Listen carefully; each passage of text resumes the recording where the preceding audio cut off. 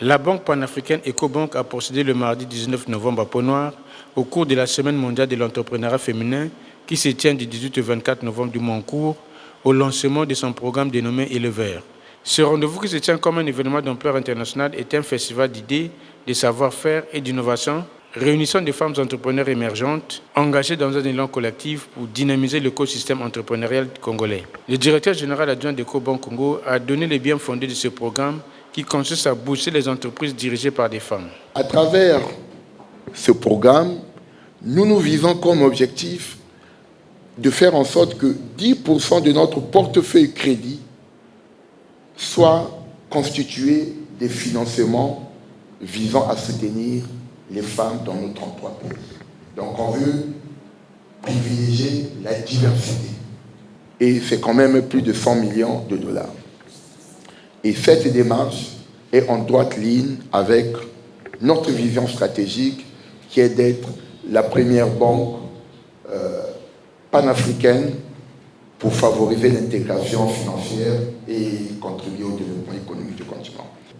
Nous nous proposons d'offrir aux femmes entrepreneurs un partenariat pour leur permettre d'accéder non seulement aux services financiers spécialement conçus pour elles, mais aussi à une éducation financière, à des informations sur les produits et services, au réseau tel que vous en constituez ici et bien d'autres, et à la reconnaissance. À côté de l'offre financière, il y a aussi l'éducation financière. C'est très très important.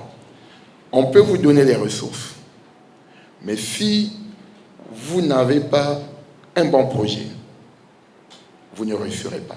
Vous pouvez avoir un bon projet et des ressources, mais il s'avère que, chemin faisant, il y a parfois des difficultés qui surgissent. Il faut que vous soyez préparés à les affronter, à revoir et à ajuster votre stratégie. Vous pouvez arriver seul, mais à un certain moment, vous avez besoin d'un coaching, d'un mentor. La présidente de la Chambre nationale des femmes chefs d'entreprise du Congo a traduit le rôle que joue sa structure en vue d'accompagner les femmes à pouvoir entreprendre afin de contribuer à l'économie congolaise. Nous avons créé un lieu dédié à l'écoute, au réseautage, à l'accompagnement, au partage. Et donc au niveau de la Chambre, nous essayons donc de réunir toutes celles, et ceux aussi, parce que nous sommes dans une masculinité positive, qui ont un projet, qui ne savent pas comment monter ce projet. Aujourd'hui, on se rend compte qu'il y a beaucoup de personnes qui ont des dons, des talents, qui ont des objectifs, mais qui ne savent pas bout à bout comment les mettre en place. C'est pour ça que dans le secteur informel, aujourd'hui, nous avons à peu près 80% de femmes, parce que non formalisées, mais pas parce qu'elles ne veulent pas aller à la normalité, mais parce qu'elles ne savent pas comment le faire. Donc le rôle de la Chambre, c'est de vraiment pouvoir accompagner toutes ces femmes à trouver toutes les informations nécessaires pour pouvoir entreprendre, construire une société normée et savoir à quoi elles ont accès. Nous voulons, au niveau de la Chambre, pouvoir accompagner.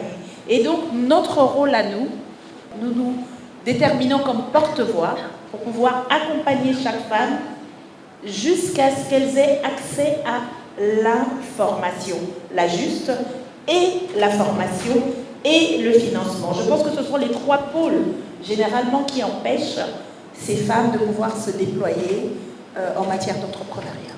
Pour les participantes, cette célébration vient contribuer à faire évoluer les mentalités et les décisions sur l'entrepreneuriat féminin au Congo. La formation actuelle est très ouverte à tout le monde et surtout, elle donne accès à une diversité de capacités qui n'étaient pas requises à tout le monde. On a la possibilité de rencontrer de nouvelles personnes, on a la possibilité de rencontrer de nouveaux moyens d'être éligible en tant que femme.